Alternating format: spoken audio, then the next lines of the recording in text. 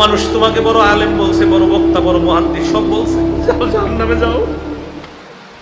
তিরমিজি শরীফের 2382 নাম্বার হাদিস। এই হাদিসের বর্ণনাকারীর নাম সুফাই আল আসবাহি। উনি মদিনায় আসছে। মদিনায় আসার পর দেখে ফাইজা হুয়া বিরাজুলিন ক্বাদ ইজতামা আলাইহিন নাস, এক ব্যক্তিকে ঘিরে রাখছে অনেক মানুষ। উনি বললেন মান হাযা, এটা কে?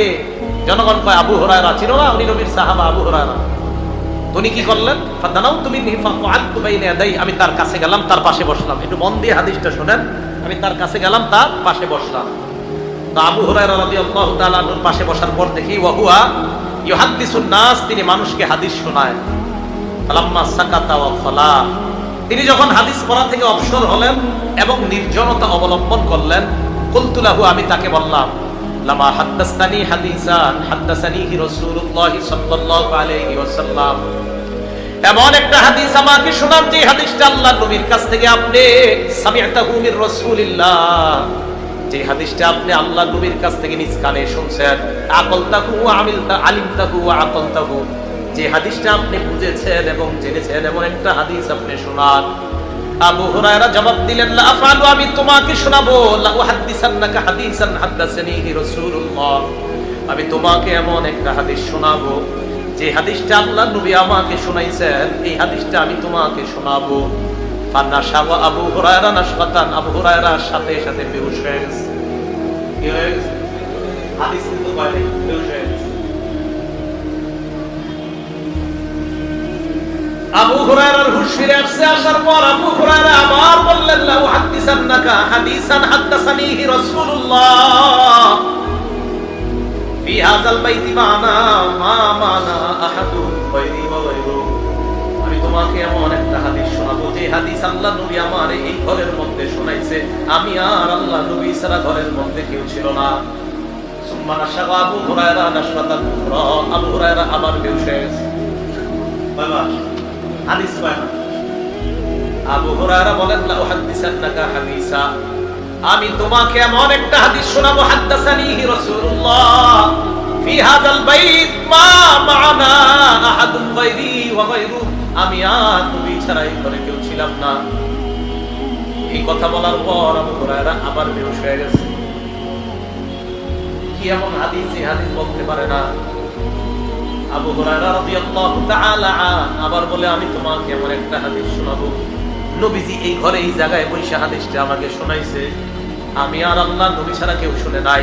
হাদিসটা আমি শুনছি, বুঝছি, আবার ভালোভাবে অনুধাবন করছি। আবার আবু হুরায়রা বেহুশ হয়ে গেছে 4 বার।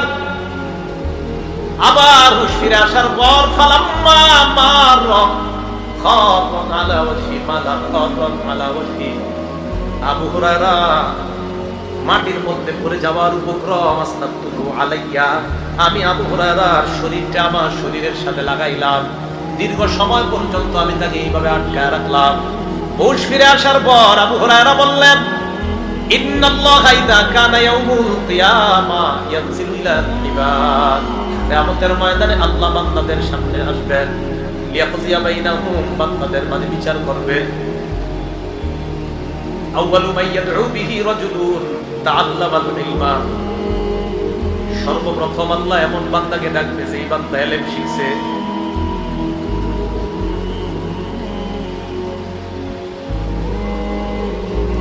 এরপর ডাকবে রাজুলুন কুতিলা ফি সাবিলিল্লাহ, যেই ব্যক্তি আল্লাহর রাস্তায় শহীদ হয়েছে এমন বান্দাকে ডাকবে। এরপর ডাকবে রাজুলুন কাসীরুল মাল, সম্পদশালীকে আল্লাহ ডাকবে। প্রথমে আলেমকে আল্লাহ বলবে, আলাম উআল্লিমকা মা আনজালতু আলা রাসূলি, আমি কি তোমাকে এমন বিদ্যা শিক্ষা দেই নাই যে বিদ্যা আমি আমার নবীর উপর নাযিল করেছিলাম। ফামা আমিলতা ফীমা উল্লিমতা, তোমাকে যে বিদ্যা শিখানো হয়েছে কি আমল তুমি করেছো বলো। আলেম জবাব দিবে, আকুমু বিহি আনা আল-লাইলি ওয়া আনা আন-নাহার, আমি সকাল সন্ধ্যা আমল করছি, মানুষকে শিখাইছি। আল্লাহ বলবে, কাযাবতা, তুমি মিথ্যা বলছো। ওয়া তাকুলুল মালাইকাতু কাযাবতা, ফেরেশতারাও সাথে সাথে বলবে তুমি মিথ্যা বলছো। আলেমকে আল্লাহ বলবে তুমি মিথ্যা বলছো। ফেরেশতারা বলবে তুমি মিথ্যা বলছো।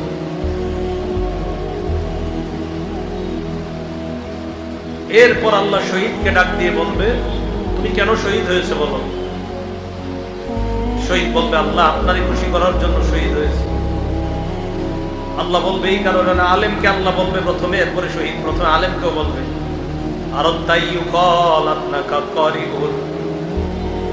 তুমি চেয়েছো জনগণ যেন তোমাকে বড় আলেম বলে, মুফতি মুহাদ্দিস বলে।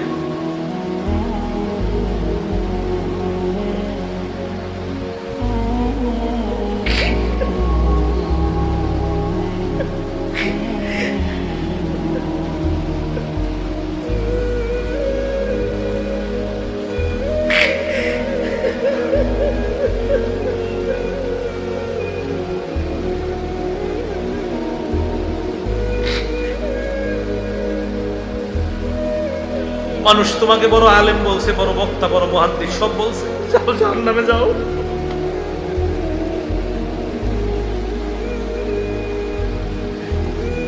শহীদকে বলবে তুমি লড়াই করছো, মানুষ তোমাকে বাহাদুর বলবে এই কারণে, দুনিয়াতে বাহাদুর বলছে, যাও জাহান্নামে যাও। দাতাকে বলবে তুমি যেন বড় দাতা এটা বলার জন্য তুমি দুনিয়াতে দান করছো, জাহান্নামে যাও। হাদিসে নবীজি বলছেন উলাইকা সালাসাতু সাআরু বিহিমুন নার আউয়ালু মান তুসাআরু বিহিমুন নার। এই তিনজনকে দিয়ে জাহান্নাম জ্বালাবে আল্লাহ। সর্বপ্রথম এই তিনজনের মাধ্যমে জাহান্নাম জ্বালাবে। মানুষকে দেখানোর জন্য যেন আমাদের আমল না হয়, আমাদের হজ, আমাদের কুরবানি, আমাদের জীবন, আমাদের মরণ সব কাকে খুশি করার জন্য বলেন? আল্লাহকে খুশি করার জন্য। মানুষকে দেখানোর জন্য যদি হয়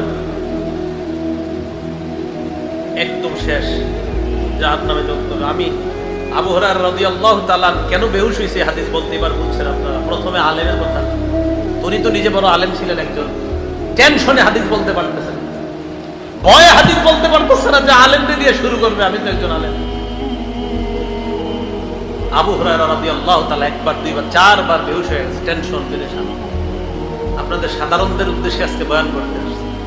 শেষের দিকে কি এক হাদিস মাথায় আসে, এই হাদিস যখন মাথায় আসে তখন আর আপনাদেরকে বয়ান করতে মন চায় না।